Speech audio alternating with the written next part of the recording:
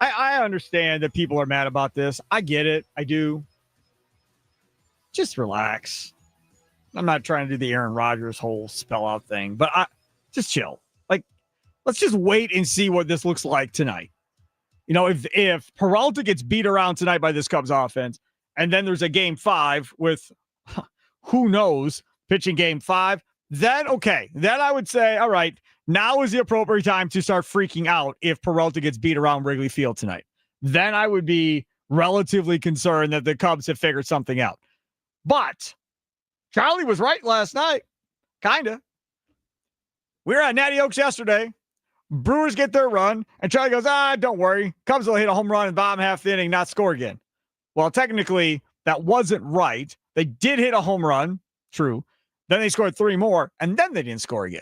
So, I mean, from that perspective, the Brewers held them intact once they got through that first inning, Charlie, and that continues to be a problem with the Cubs where the first couple innings they'll score runs, and then their bats go quiet, and it hasn't, I don't know.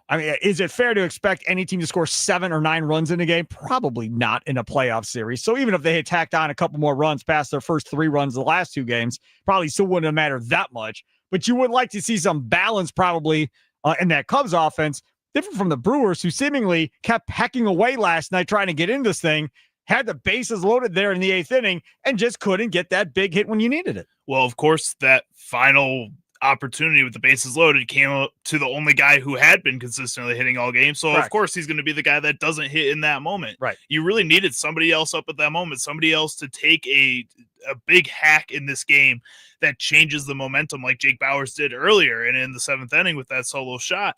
I think that you just needed more than him stepping up in a moment like this. And that's part of the reason you put in a guy like Brandon Lockridge or Caleb Durbin into this lineup to make sure that one of those guys can help step up when you need him to. And this is a testing moment for them. And it just didn't feel like anybody else was able to do that in that spot.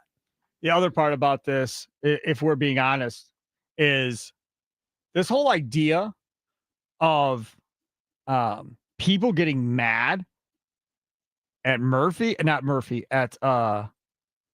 Bauers because he struck out. Like, if it wasn't for Jake Bauers, you wouldn't have done anything offensively in that game. Like, that's the last person anybody should be mad at. I'm seeing everybody mad at Jake Bauers. What a horrible at bat, blah, blah, blah. Dude, chill out, man. Like, he is, like I said, the last person you should be mad at. If you want to start pointing fingers around, point fingers around to the guys that are expected to do big things in this lineup that didn't get their job done throughout this game. If you want to start pointing fingers, point at the bottom of that lineup like I did yesterday and go, what is that all about? Said it before the game, and again, they got put in a situation again to be asked to deliver, and again, they did not deliver. That's the type of thing that we should be pointing fingers at, not at Jake Bauers of all people. That's completely misguided to me, in my opinion. Now, meanwhile, we do have Quinn Priester. Quinn Priester got hammered. Okay, fine. We were at Natty Oaks. It was like a funeral home as they were beating him around the yard. And his return home. He's a young guy trying to figure it out in the playoffs in a hostile environment. And he didn't get out of the first inning. So then you had to go to the bullpen. You ended up having to go to Quintana in this game, which I was completely baffled by. I'm like, what in the world are they pitching him for? They're going to need him in game 4. But guys, girls, that's Pat Murphy. That dude ain't thinking about tomorrow. That dude only thinks about here and now. How do I keep us in this so we can still win this thing? That's how he manages. That's how he manages in the regular season, and that's clearly how he's managing in the postseason. So if you're one of those people, like Tommy Wirtz and others, in Pat Murphy we trust, right, and we bow at his feet and all that, if you're that guy or that girl, you can't decide now to go jump off a bridge and say, oh, what is he doing? That is how he manages. That is what got a manager of the year last year, and that's probably what's going to get a manager of the year this year with 97 wins, a franchise record. So you can't be mad at that. That's just how he does things. So Priester doesn't get out of the first inning. Then after the game, Kareem Priester, I'm just going to say this. Having kids, watching that dude, I was just like, man, I could imagine being that kid's parents. Because you would just feel awful. You would just feel awful that A, it happened to him, and then B, now he's got to sit there and take the line of fire. But now you take the line of fire, he put the whole thing on himself. Yeah. Very frustrated. Very frustrated with that first inning, the only inning.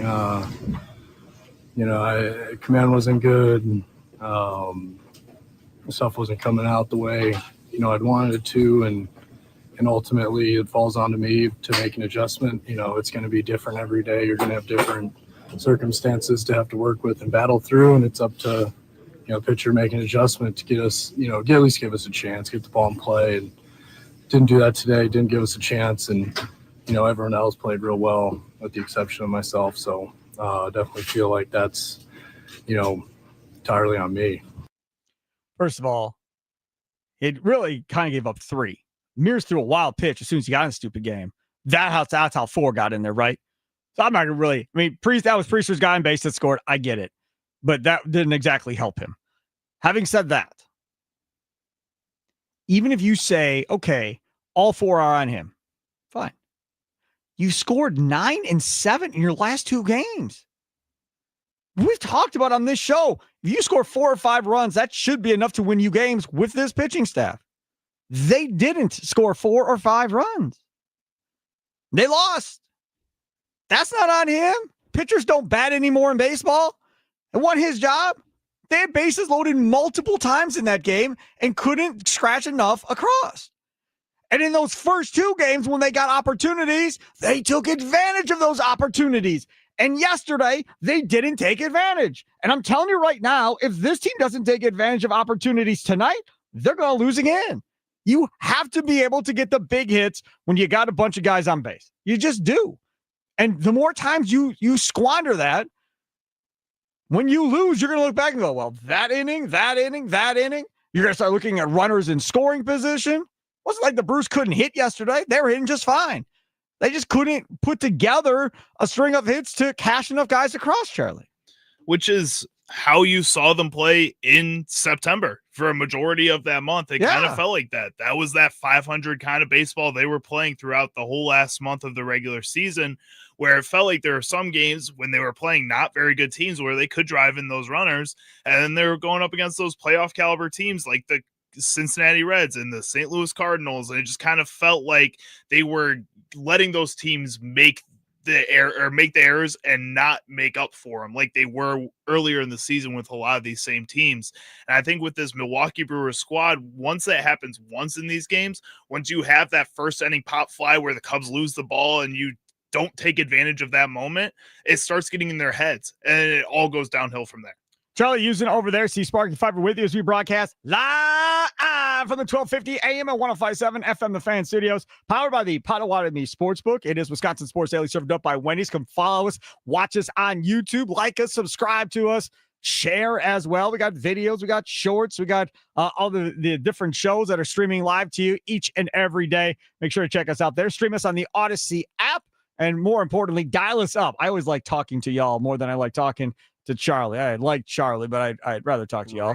No, I'm sorry. Nicolay Lawfan talking text line 414-677-1250, 414-677-1250. Sound off with a recorded voice message on the Odyssey app or Facebook and Twitter at The Fan Milwaukee. Here is Pat Murphy on Priester. I think the moment got to him a little bit. I think this is, again, he's not technically a rookie, but it's his first postseason appearance and had a long layoff. It's at his hometown. Yeah, I feel for him because that's not typically how he's done this year, and it gave them a jump start and was the difference in the game. You see, that's the thing with Pat Murphy, and I will say this, that having kids like Pat Murphy does, older kids and now younger kids, right, that are around like my kid's age, when you have that, your way of reacting to adversity and so forth is going to be a little bit different than somebody that doesn't. Just is. It's going to be a little bit different. And when you're older, it's going to be a lot different than, say, somebody that's younger that maybe does have kids. So the fact that he's got older and younger kids, the fact that he's older allows him to rationalize and have maybe more sympathy towards things when they go bad. And I caught it right away as soon as it happened with Priester. He goes to get Priester out. Priester goes to walk. Murphy takes the ball, stops him on the shoulder to have a couple words with him. Now, I don't know what the couple words were. I don't know if he said, hey, man, we very well may need you, in game 5. So keep your head up because we may need you still in this series. And if not in game 5, we're definitely going to need you in the NLCS. So don't worry about this. And Priester said it correctly, which is, hey, man, sometimes you just got a bad day. It happens to all pitchers across Major League Baseball. Sometimes guys are hitting everything you're throwing. Sometimes you're not getting the movement you get in every other game, and there's nothing you can do about it. And other days, you're as locked in as ever and are like, not going to give up any hits in the game. It's part of the deal. So that's the thing that I really appreciate about how this played out with Priester and Murphy and so forth. Does Priester deserve all the blame? Nicolay Law Fan Talking text line 414-677-1250, 414-677-1250, Facebook and Twitter at The Fan Milwaukee. Sound off with a recorded voice message on the Odyssey app. Still to come, Tim Dillard, FanDuel Sports Network Brewers analyst, coming up at 3:20. Ryan Wood of the Green Bay Press Gazette, Packers beat writer, and our Green and Gold update coming up at 4 o'clock. Let's go to John in Franklin. You're next on the Nicolay Law Fan Talking text line here on The Fan. What's up, John? Hey, Spark. And, it's unlike me to be the voice of reason, the calm in the storm. But why is there got to be blame? We lost a playoff game. He came out, he crapped himself. It was what it was. Murphy did a masterful job. As much as you could rearrange the chairs on the Titanic looking back now, probably should have started Katana. He did a masterful job of playing the relief guys and keeping the thing right where it was. And the Brewers had every opportunity to come back. And on the 8th inning, I thought that was it. I told everybody we were in a group, and this is it, guys. This is it. We're going to get the big thing's going to be over. And it just didn't happen. So let's see if it happens tonight. Myself, I kind of would have thought I would have saved Freddie for a game 5, but what the heck would you have done tonight? So it's going to be fascinating how they figure this all out. But I'll say this: Priester's going to play a role if we advance to the next series. So the kid's going to have to get right. Kid's going to have to get right. I agree with that. Thanks for the call. We'll talk more about the decision of how they decided to go about using this rotation, right? The decision to go bullpen game in game 2 versus letting Priester pitch in game 2 in front of the home crowd, not having to go home and pitch in front of friends and family with a hostile crowd and so forth, and whether or not maybe that was a wrong play by Pat Murphy. We'll get more into that at 4:20 coming up later this afternoon. I don't think Priester deserves all the blame in this either. I'm with you on that. Before we get to a quick timeout, I have a question for Charlie. Do people your age use the term that John and Franklin just used, crapped all over themselves, or crap the bed? That's another one that old people use. I don't feel like I hear anybody other than older people use that term. And I know John, so I can call him older because I'm old too. But I don't use that term, but I know others that do. And every time I hear it, I was like, man, that just sounds horrible. Like, why would we use that term? Okay, so what do you think? No, I've never used that. Usually it's like they sold, or it's just something like that. They what? They sold. They sold? Somebody sold a game, yeah. Oh, I've never heard that at all. Yeah. So they sold the game means that they were bad. Yeah. See, that's something else I didn't understand. So one of the younger people that work in this building, one of the sales assistant, she said something to me yesterday. What and was I don't remember. I took a second. I was like, never heard that before. All right, I'll just act like I know what she's talking about. I just kept on walking, right? Yeah, that's right. Yeah, sure. I'm so far behind the times. It's unfortunate. There's like words that come out every single day, Sparky, that I don't even know. Really? Yeah. So even you get tripped up on some of this stuff. Yeah, some of this stuff, man. Good. Hey, it's Sparky Fifer. You can win big this October at Potawatomi. Play the Bird Bash game show for $50,000 in cash. Just play with your Potawatomi rewards card for entries. Prize drawing on Thursdays. Plus, your play also earns you a shot at the $300,000 December season finale. It's a Bird Bash. Only at Potawatomi Casino Hotel, Milwaukee. For more details, visit paysbig.com/birdbash. Take a quick time out, come back. If you want to have a board talk about this Brewers loss yesterday, where does the blame go? Obviously, I don't think anybody agrees that Quinn Priester deserves all of it, maybe some of it, but probably not all of it. I also want to change gears and talk a little bit about the bottom half of that Brewers lineup and what to do with that moving forward. It's Wisconsin Sports Daily, served up by Wendy's, live from the 1250 AM at 105.7 FM The Fan Studios, powered by the Potawatomi Sportsbook. Sparky here.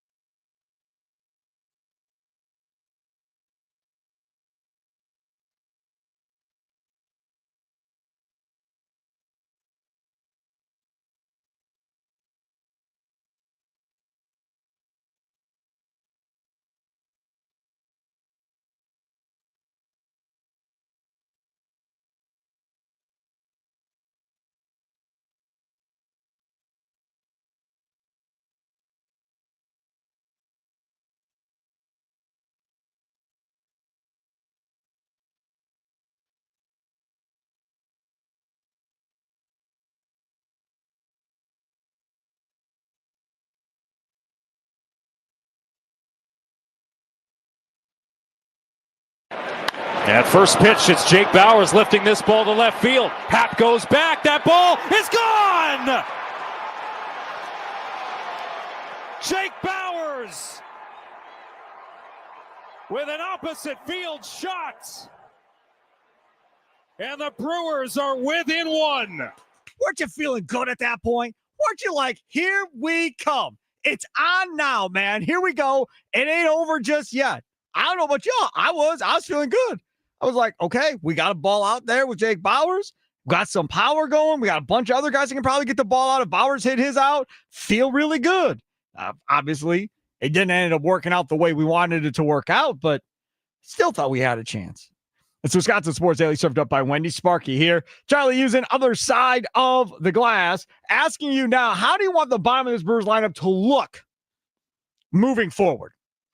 I'm assuming we're not going to get the lineup until 5 o'clock, somewhere Probably in that area. Not even then. Might not even have it by the time we get off the air.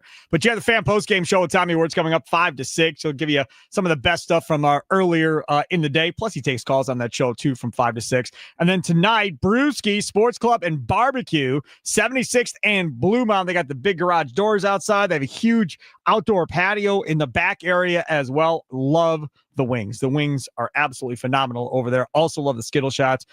So go check out Brewski's tonight, 7 to 8, the leadoff show, powered by the Potawatomi Sportsbook with our guy Tommy Wirtz will be on site.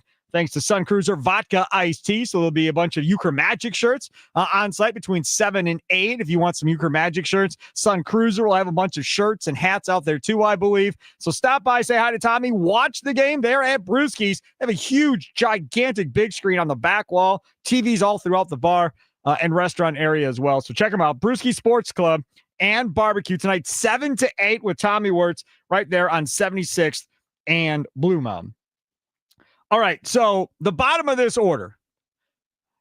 Yesterday on this show, and I want to hear what Tim Dillard has to say about this too. I'll talk to Tim Dillard, FanDuel Sports Network Brewers analyst, coming up at 3:20, as we do every Thursday. But I am really interested to see if we see that lineup that he ran out there yesterday. Do we see that lineup again the rest of the playoffs? So they get to the NLCS. Am I going to watch Lockridge be out there again as a starter later in the playoffs? Do we think that's going to happen? Is Andrew Vaughn going to be benched again at some point from starting in a baseball game the rest of the playoffs? Do we think both of those are going to happen? I think Andrew Vaughn, yes, could potentially be benched again. Jake Bauers, you saw what he did yesterday. If he's going to be in that lineup, he does give you a really strong lefty bat that can help you out a little bit there. And I think that is something that has value for this Brewers team. Tell you what, if you want to play Jake Bauers at first base, because of defense, whatever you think. I don't want to play him in left field. There's no shot I'm taking anybody out of left field. Hold on. That's fine. Andrew Vaughn can be the DH. Yelich, Churio, and Frelick is your outfield then. And now that lineup is even deeper. If you think Jake Bauers is any good, it can do something again. Do you want Jackson Churio and Christian Yelich in the outfield right now? Because of Churio's leg, are you meaning? Mm-hmm. Then why is Christian Yelich is just overall injury concerns? I don't worry about Christian Yelich. If you want to come at me with the Churio hamstring leg injury, I thought he hurt it. What was it? The double that he had that he almost got thrown out a second. I thought you could see him not only slow up but start to gimp a little bit as he was doing it. The flyout that he had running into the wall where he comes running back and starts stretching his leg out there too. I thought that was another one. Mm-hmm. So it's just like every time he runs, you're like, oh no, oh God, please get there without hurting. That's how we're going to live the rest of the playoffs, waiting for something horrible to happen? That's how you were living with it yesterday. That's how you were talking about it. Yes, he wouldn't have played. Would not have played. There's no chance, especially when you're watching him. There's no way I would have played him. There's no chance. I'm just saying, I think I'm fine with him being in the outfield for now, yes. But again, with him and Yelich out there, that worries me a little bit more. That gets me more worried about him. That gets me more worried about Yelich. One of those guys getting hurt at some point there, and I can't afford that right now as a fan. How do you want the bottom of the Brewers lineup to look moving forward? Nicolay Law Fan Talk, text line 414-677-1250, Facebook and Twitter at The Fan Milwaukee 262. Put Perkins and Vaughn back in the lineup tonight. No Lockridge. And there are members of the Lockridge family listening to the show right now. I do not want you to think that the general population of the Milwaukee Brewer fan base hates your son. We do not hate your son. We like your son. He's fine. He's probably just not meant to be on a playoff roster in Milwaukee or anywhere else in Major League Baseball. But he is on this playoff. He's not. He would not have made the Yankees playoff roster. I'm just saying Milwaukee. Who in Milwaukee were you going to put get out of here. So, again, in most scenarios... you want Tyler Black in the roster? You want Anthony Siegler on the roster over him? No, it's just... Those are the next Rhys couple Hoskins, of options. Rhys Hoskins would have been the next issue. They decided on Lockridge over Hoskins because of Lockridge's speed. To be... now, again, this is my thought. To use him as a replacement runner. That's what I thought, right? Situation's tight. Vaughn's at first base. Bauer's on the bench. Let's pinch run Lockridge, who can score from first on a double, and get Vaughn out of there. Bowers will go in to replace Lockridge then after. That's how I thought they were going to use him. Never did I expect they were going to start him in a playoff game. Never, ever, ever did I think that. So the fact that they did that means, okay, you gave him a toy and he decided to play with it way too much, right? So next round, maybe we don't give him the toy again. But either way, I agree with 262. If you don't want to play Yelich in the outfield, fine. But if we're being honest, wouldn't you rather have Yelich in the outfield instead of Churiel at this point if Perkins is back? Perkins in center, Freely can right, Yelich in left, and let Churiel sit on the bench over there and not have to deal with running for a ball, crashing into a wall, or whatever else that may occur. The other thing about this is, I don't know if you agree with me or not, I wouldn't even let him sit in the dugout. I'd be like, go ride a bike.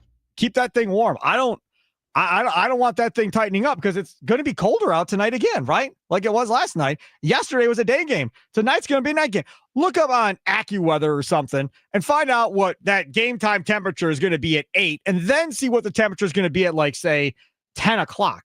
I mean, the lows have been in the 40s, folks. It's not like it's 75 degrees out at night and that hamstring's going to stay warm for him.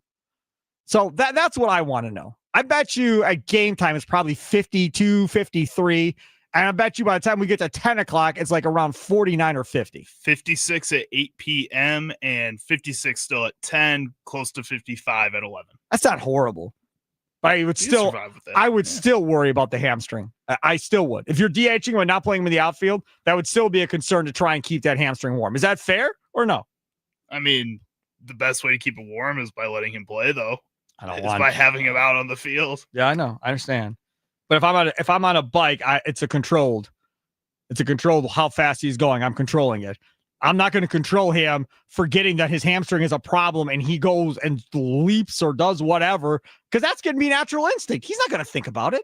But it also I wouldn't think about it. Neither would you. No, but he's thinking about it right afterwards. Right after he ran to that wall.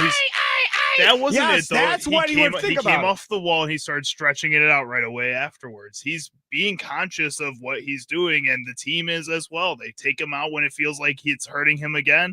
I mean, they seem like they have a good grasp on this.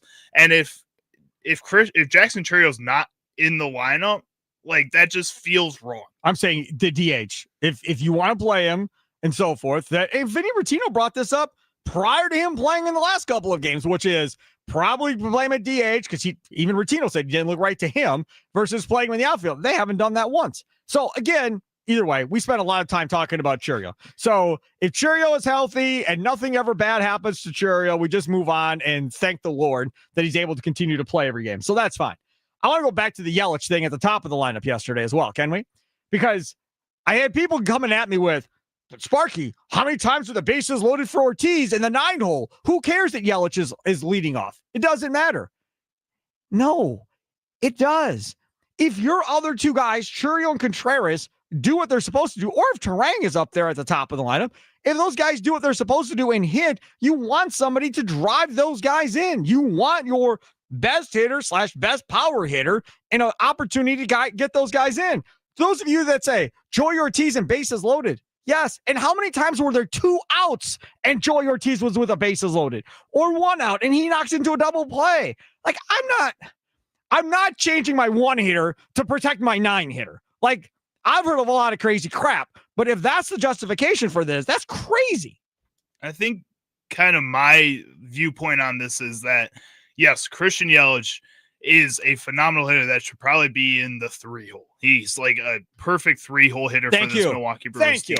At the same time, Bryce Terang has kind of looked like a perfect 3-hole hitter at points this season. William Contreras has looked like a perfect 3 hitter at points this season. Andrew Vaughn has looked like a perfect 3 hitter at points this season. 1 through 5 right now kind of feels like the same type of hitter. So I think in Murphy's mind, it's not really about putting a certain style of hitter up at 1 there because it's going to be the same hitter 1 through 5. It's more about putting the leader of your team up there to get the confidence of this team going early, which you saw in that first inning. It worked. Why wouldn't Frelick be leading off?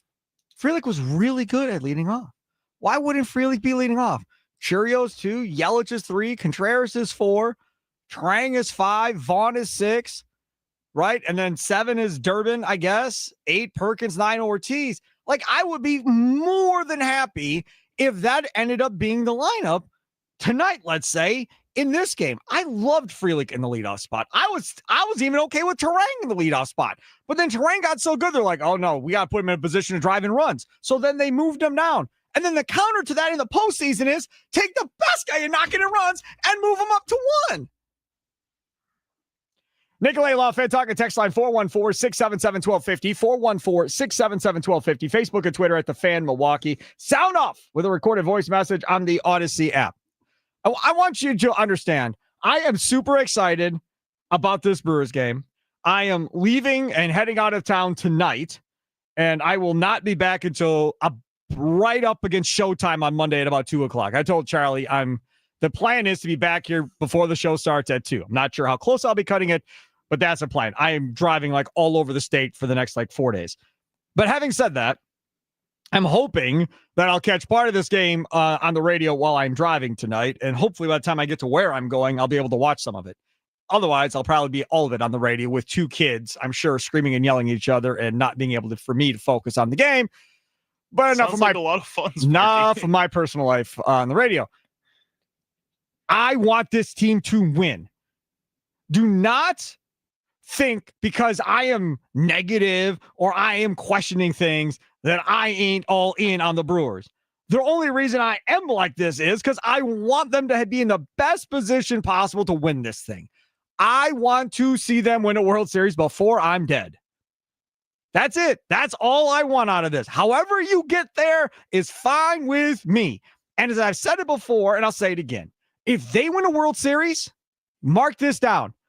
These group of players will be as big as the Butler Packers when it comes to extending their time in the state for autograph sessions, appearances, motivational speaking, all that. Every one of these cats are all going to be able to come back here for the rest of their life and make money. All of them. Frelick will be here forever if he wants to be. Doesn't have to live here. Just fly in, do his stuff, fly out. Terang, Churio, all these guys will be here forever. Pat Murphy will have a statue built out front of the stadium. You think I'm joking. I'm dead serious. Whatever manager wins a World Series for the Brewers gets a statue. That should just be in their contract. And again, he's going to be manager of the year again this year, probably. So 2 years in a row. Yeah. Goes and wins a World Series. I mean, he may get a plaque in the Hall of Fame just right away off of 2 seasons. I don't think he's going to get a plaque in the Hall of Fame. That's an insane 2-year run that nobody in all of baseball can deny is just phenomenal for him. And to win the first World Series for this Brewers team, I think it may be bigger than that Packers team, if we're being honest. It's the first one. Nicolay Lafayette talking text line. Jeff in Greendale, you're next on Wisconsin Sports Daily, served up by Wendy's with me, Steve Sparky Fifer. What's up, Jeff? Hey, good afternoon, Sparky. Afternoon. Hey, have a safe trip while you're out there. Yeah, thank you. I'm actually back on Monday. I'm going to be at the Packer game on Sunday. Looking forward to that. First time the kids are going to the game, so it should be fun. Very nice. Well, enjoy. Hopefully. Thank you. Yeah. Hey, I would, as far as the lineup, you touched on them. So what I was going to say is I would actually take, if you're talking just this one game, or are you talking the whole rest of throughout the playoffs if they continue? Yeah, I would say moving forward, but you can talk about both. Go ahead. Okay, yeah. For tonight, for me, I would have Ortiz out. I would have him out. Monasterio starts at short? Correct. Because if you look at, I don't know what inning, but there was an at bat that Ortiz is swinging. He's back to himself that when he got benched for that game. Yep. It's like his mindset's back there again. He just swung on a pitch that was out there as if it was just this was it. Like, this is the last out, do or die. He just was trying to make contact. And that's when he got benched. Jeff, why do you think that happens with Ortiz? To me, I think he pushes himself too hard. Like he's trying too hard to do good. He's trying to do too much. Correct. Correct. I agree. And he's never been he's never been like a 280 hitter. Right. So I get it. I'm not asking the guy to bat 280, but I am asking is to be disciplined now in this playoffs, because that's what got this team to where they're at. Yeah. It was good discipline at bats. Doesn't mean he didn't make a bad swing here or there, but overall, what I saw of him so far, he needs to sit, put Monasterio in, and then if you need him for, let's say there's a big inning, you want to do him for defense, fine, then bring him in. But outside of that, I don't want to see him, right, at least for tonight's game. It would be interesting. It would be interesting to see what the reaction would be by everybody if they made that decision. Thanks for the call, Jeff. I don't know if Pat Murphy has the to make that move. He loves Monasterio. That's going to take some. He loves him some Monasterio. Yeah, but defensively, he is not Joey Ortiz. Yeah, but I don't think he's horrible defensively, Monasterio, but he's not Joey Ortiz. He's not awful. He's not awful. He's above replacement level defensively in my mind. I mean, that's something to try at least. You tried putting Brandon Lockridge in this damn lineup. Might as well put Andrew Monasterio. Sure. Yeah. I got one here from the 608 texting in on the Nicolay Law Fan Talk text line. Cheerio has been the most clutch hitter we've had this series and last year. We need him in a spot in the lineup where he gets up with people on base, 2 or 3. That's from the 608. Agreed.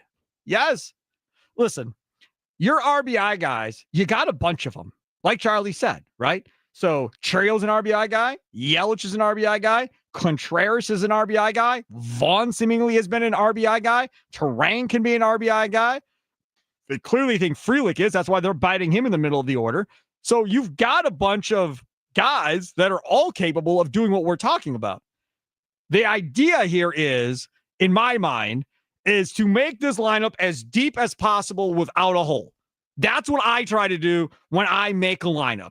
And that's why in the offseason, this year and last year, I suggested playing Frelick at second base and letting the outfield, back when they had Garrett Mitchell, and let the outfield, right, be Garrett Mitchell, Churio, and Yelich, and Frelick is at second, Terang is at short, Joey Ortiz is at third, and go and see what happens.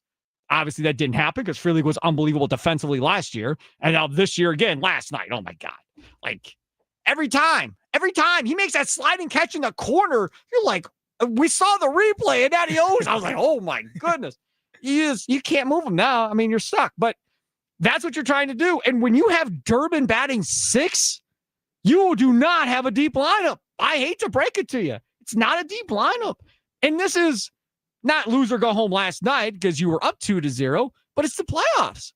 Your best hitters have to play. I'm sorry. That's just how it goes. I don't care what their splits are against any of these cats.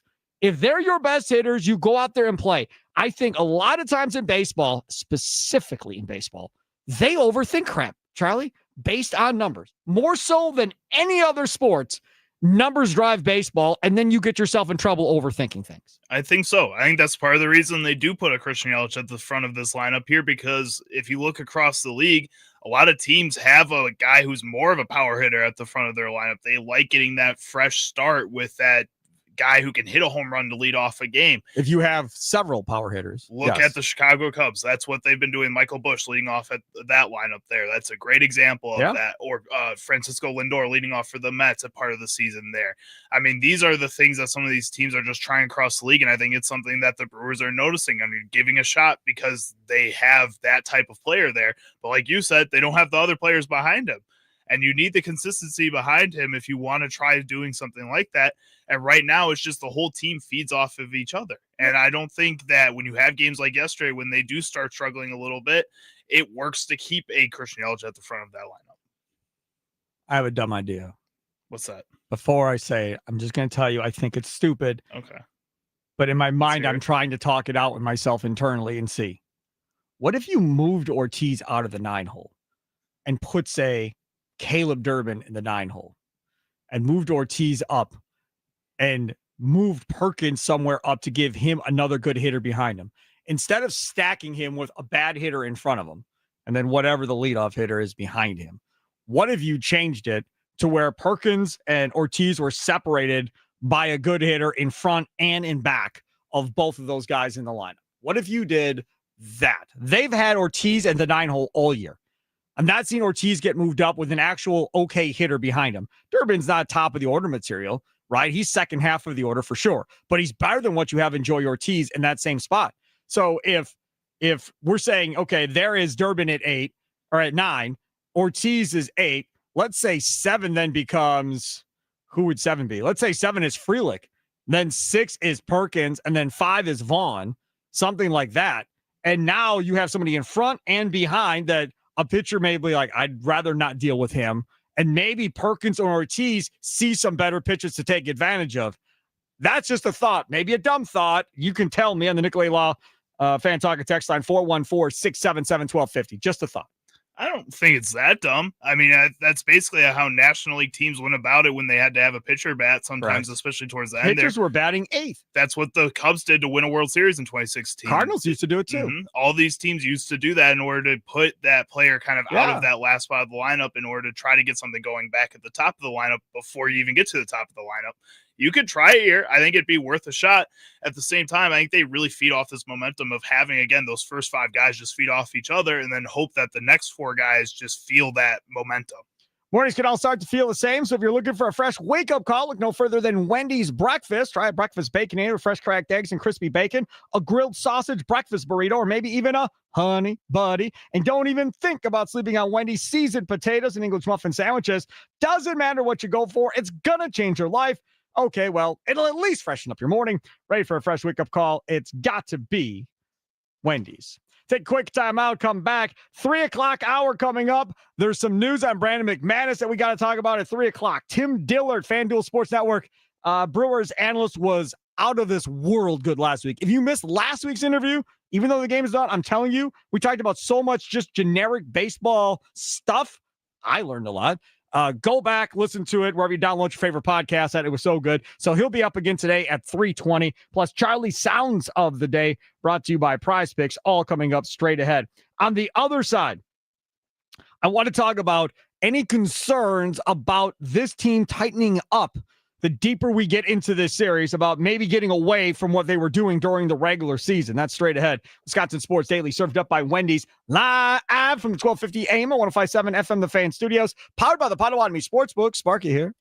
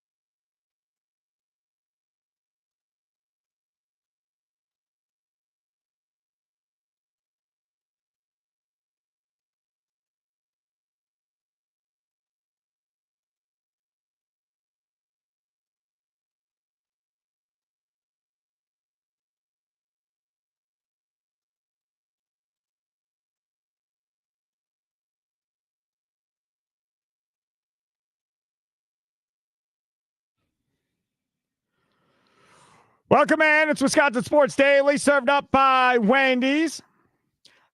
Live from Tommy Wirtz's second home. We are here. Thank God we got a couch in here. That's all I got to say, man. Because Tommy Wirtz is like ready to die over there on the couch right now. He is so exhausted and tired. And who can blame him? He's working like 6-7 days a week, never gets days off. If you want a reason outside of being selfish, of being a Brewers fan, of why we want the Brewers to win, I'll give you another reason. So Tommy can have a day off on Saturday. There's another reason to root for the Brewers to win, Charlie. So Tommy Wirtz can have a day off and do whatever it is that Tommy Wirtz does when he has a day off. Put out like the blackout shades in the room, like 10 blankets, throw on a TV. You know, that would be a fun question to ask on the Mason Crosby show. What's that? What do you think Tommy Wirtz does when he has a day off?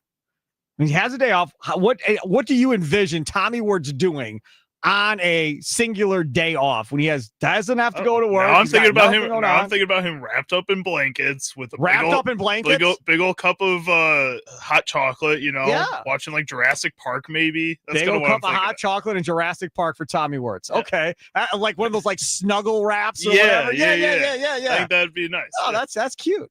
Slippers, all that. The bunny ones, yeah. Yeah. Hold on a second. I for whatever reason somebody turned off the microphone on this one.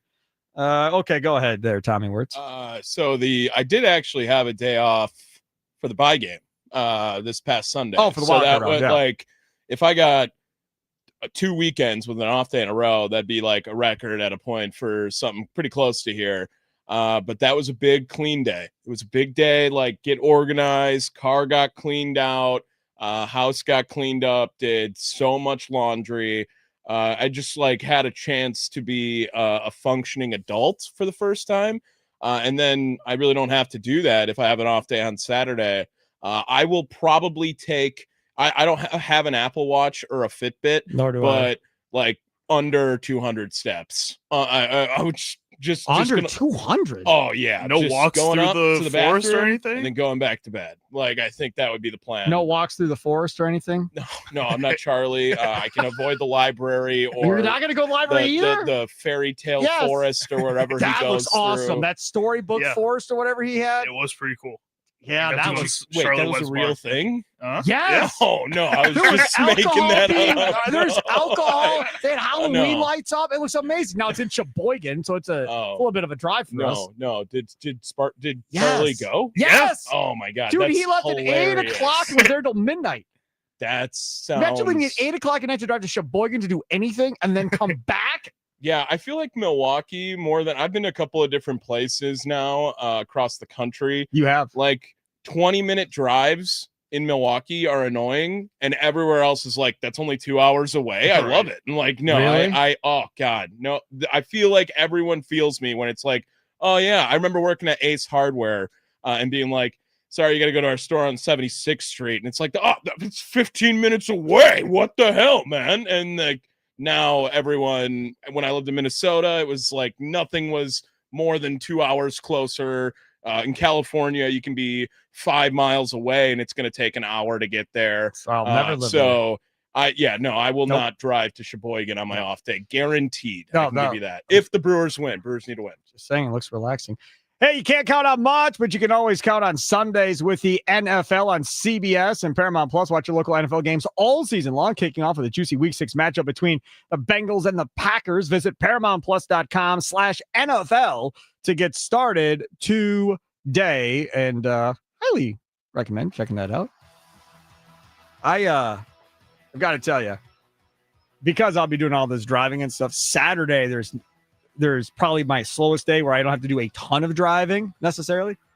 I think we're going to have the family Christmas movie watch along by Nana's on Saturday night. I think that's going to be a thing. I think what's the number one movie that's on the list? I don't know. We just find some Hallmark Christmas movie we haven't seen and we watch it. No Halloween movies? No, never watch Halloween movies. That's crazy. Coming up next, there's some Brandon McManus news. Will he kick? Won't he kick? Well, apparently we have an answer coming up. And Tim Dillard, FanDuel Sports Network Brewers analyst, straight ahead. Wisconsin Sports Daily, served up by Wendy's here on The Fan.